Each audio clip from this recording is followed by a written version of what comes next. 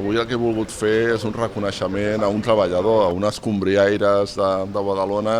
que va tindre el valor d'enfrontar-se amb uns delinqüents que estaven atracant a una veïna. Estaba trabajando en el metro de salud, eso sobre las 7 de la mañana,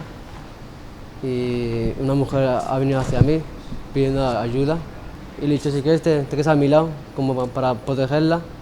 Se ha quedado conmigo un par de minutos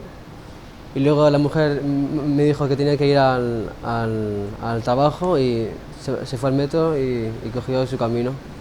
Luego al rato los dos delincuentes han bajado hacia mí y me han dicho que tengo un chivato no sé cuánto y me han pegado una bofetada. Yo me eché para atrás, he llamado al encargado y el encargado ya llamó a la policía, todo, y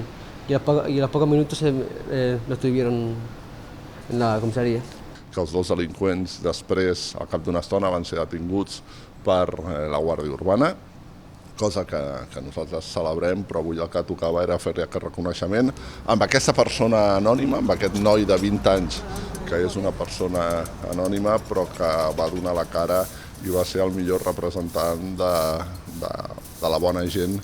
de Badalona, i això el que té que tindre és un reconeixement per part de l'alcalde de la ciutat, i així